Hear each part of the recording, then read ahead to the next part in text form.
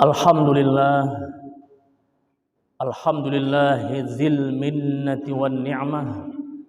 Wassalatu wassalamu ala Rasulillah hudatul ummah wa ala alihi wa sahbihi wa mawala. Ashhadu an la ilaha illallah wahdahu la syarika lah wa ashhadu anna Muhammadan abduhu wa rasuluh alladzi la nabiyya ba'da ila yaumil qiyamah. Allahumma salli ala sayyidina Muhammad wa alihi wa sahbihi wa mawala amma ba'd. Fa ya ibadallah, usikum bitaqwallah faqad fazal muttaqun. Allahumma salli ala sayyidina Muhammad wa alihi wa sahbihi ajma'in. Faqala ta'ala fi kitabihil karim.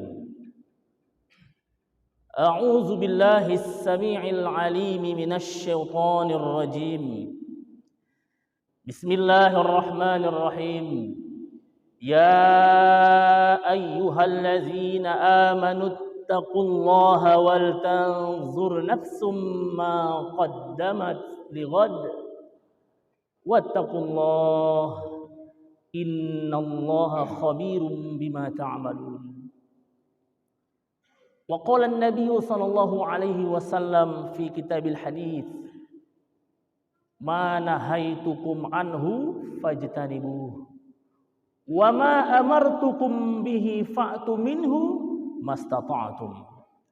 Shadaqallah wa shadaqa rasuluh, amma ba'd. Hadirin, hadir kita ke rumah Allah ini bukan sebagai seorang yang berprofesi dan memiliki jabatan apapun. Namun kita datang ke Masjid Al-Munawwarah ini sebagai hamba Allah dengan lumuran dosa dan kesalahan.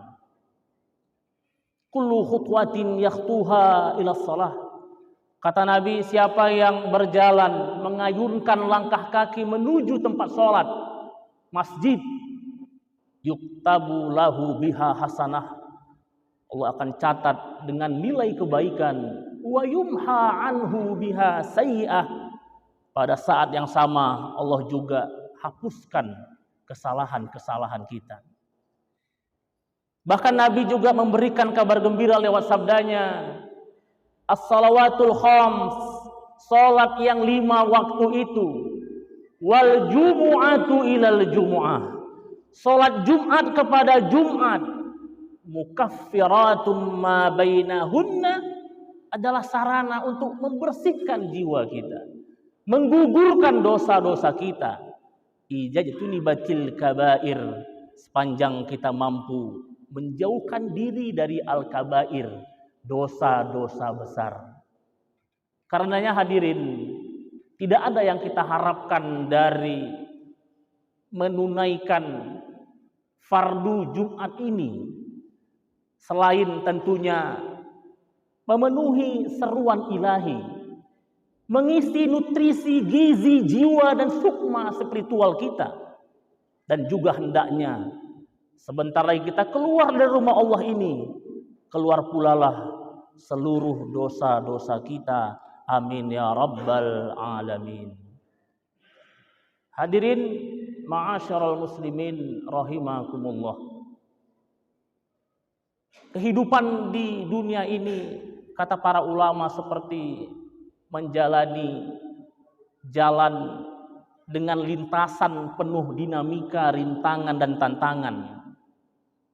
Medan terjal harus terus kita daki, sementara medan menurun dan mendatar tak boleh membuat kita terlena.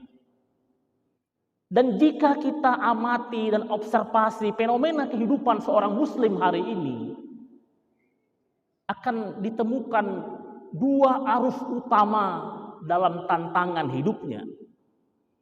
Pertama, dan ini yang terbesar, adalah ketika seorang menjalani hidupnya, meraih impian dan cita-citanya, mengejar ambisi dan obsesinya, Mereka cenderung menerobos rambu-rambu agama, menghalalkan segala macam cara dan upaya, tak lagi peduli dengan dosa dan larangan. Kemudian ada arus utama lainnya, dan ini tidak banyak diminati. Ketika seseorang menjalani hidupnya, mengejar cita-cita dan impiannya, kemudian meraih obsesi dan cita-citanya, mereka tetap berada dalam koridor agama, berjuang, bermujahadah agar tetap istiqomah di jalan Allah Subhanahu wa taala. Hadirin, perjalanan kita masih panjang. Dari alam ajali kita pindah ke alam ruh. Dari alam ruh kita masuk ke alam rahim. Dari rahim kita lahir ke dunia ini. Sebentar kita akan berada di alam barzah penantian yang cukup lama. Dan pada akhirnya kita semua berada nanti di alam akhirat. Maka penting sebuah rambu-rambu untuk menjalani hidup ini agar tetap lurus, selamat, dan cepat sampai ke tujuan, yakni surga Allah Subhanahu wa taala. Dan rambu-rambu itu adalah rambu takwa. Inilah pesan khotib. Bahkan di seluruh dunia ketika menyampaikan khutbah Jumat, bahkan menjadi bagian arti penting rukun sholat Jumat kita, yakni wasiat takwa. Sebagai satu-satunya wasiat yang langsung datangnya dari Allah dan Rasulnya.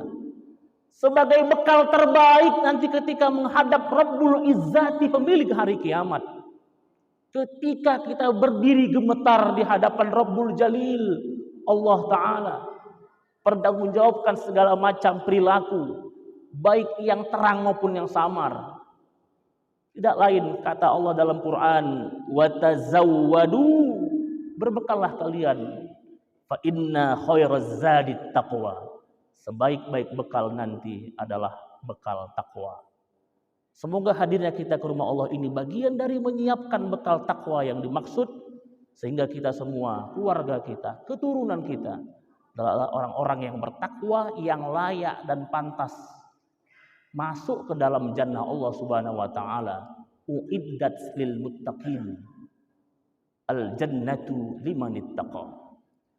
Hadirin ma'asyiral muslimin rahimakumullah.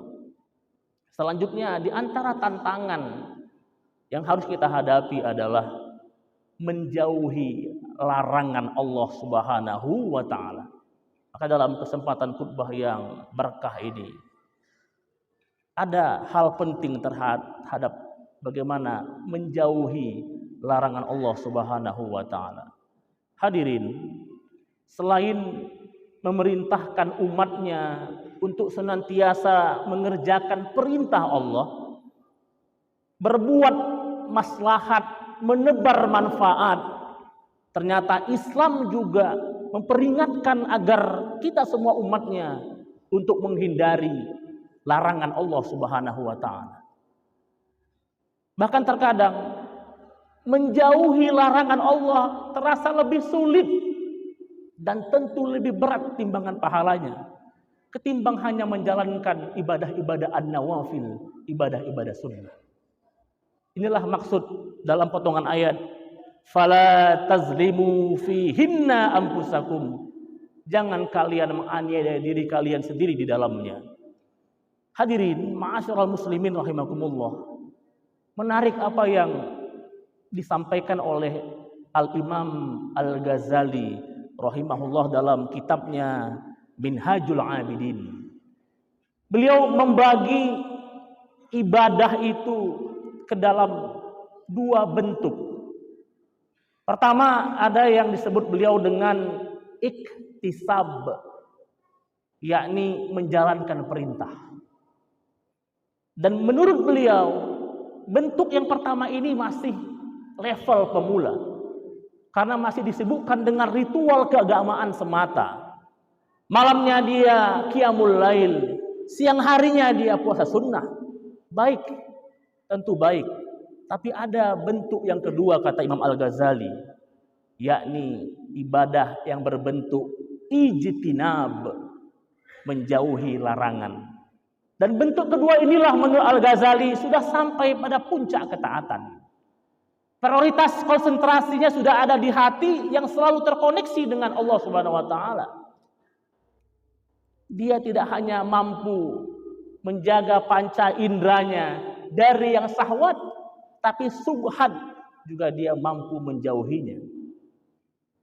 Hadirin ma'asyiral muslimin rahimakumullah.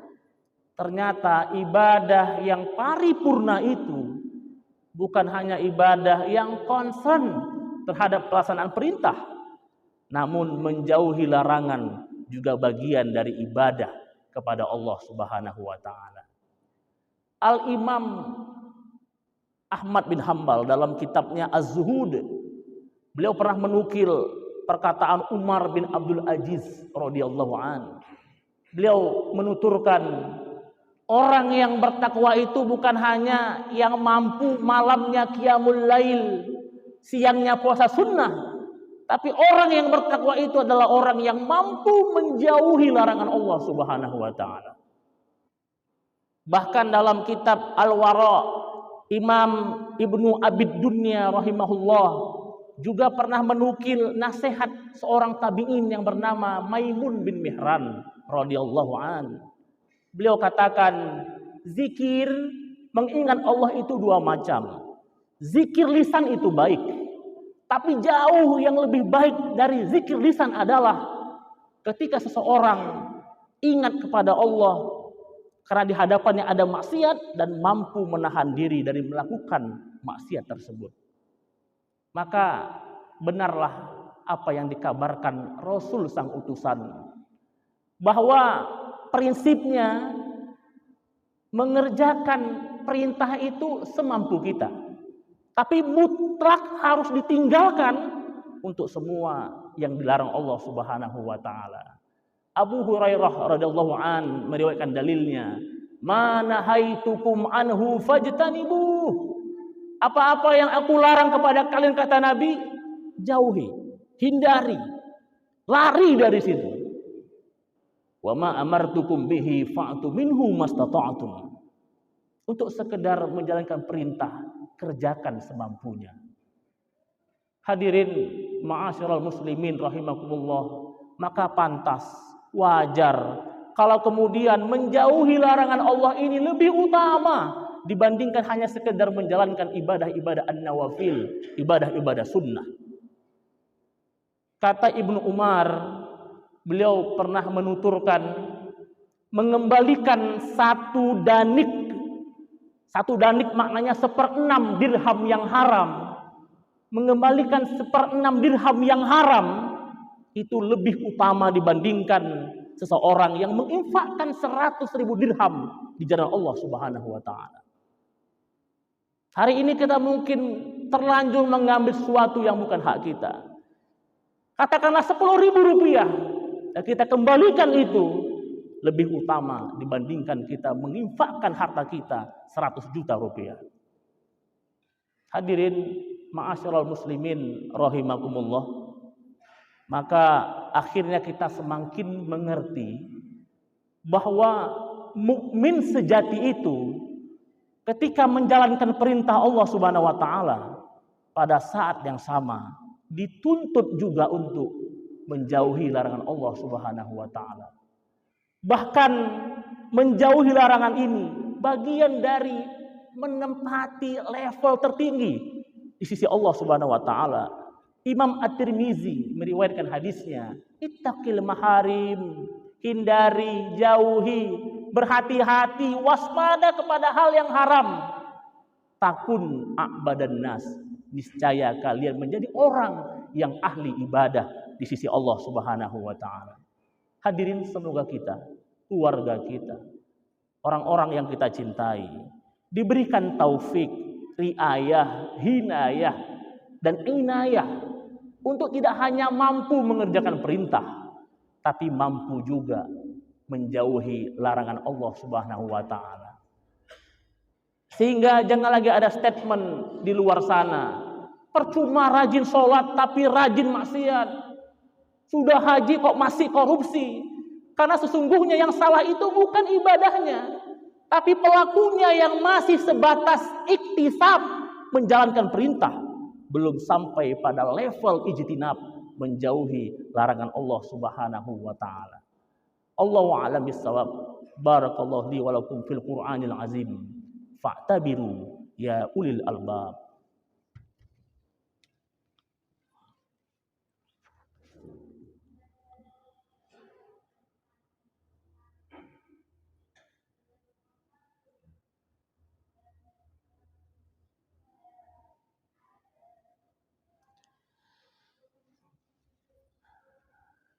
Alhamdulillah. Alhamdulillah allazi ja'ala yaumul jum'ah yaumul barakah. Ashhadu an la ilaha illallah al-malikul haqqul mubin. Wa ashhadu anna Muhammadan abduhu wa rasuluh as-sadiqul wa'dul amin al-mab'utsu rahmatan lil alamin. Allahumma salli ala sayyidina Muhammad wa alihi wa sahbihi ajma'in, amma ba'd. Faya ayuhan nas ittaqullah faqad fazal muttaqun. Wa qala ta'ala fi kitabihil karim, a'udzu billahi minasy syaithanir rajim. Innallaha wa malaikatahu yusalluna 'alan nabi. Ya ayyuhalladzina amanu sallu 'alaihi wa sallimu taslima. Allahumma salli ala sayyidina Muhammad wa ala ali sayyidina Muhammad kama sallaita ala Ibrahim wa ala ali Ibrahim wa barik ala Muhammad wa ala ali Muhammad kama barakta ala Ibrahim wa ala ali Ibrahim fil alamin innaka Hamidum Majid. Allahumma ighfir lil muslimin wal muslimat wal mu'minin wal mu'minat al ahya'i minhum wal amwat birahmatika ya qadiyal hajat. Allahumma ahrimna lazzata ma'siyatik warzuqna lazzata ta'atik. Allahumma habib ilaina al-iman wa zain fi qulubina wa karrih ilaina al-kufra wal fusuqa wal isyan waj'alna minar rasyidin. Rabbana atina fid dunya hasanah wa fil akhirati hasanatan wa qina azaban nar. Walhamdulillah rabbil alamin. Ibadallah wala zikrullahi akbar. Aqimis salah.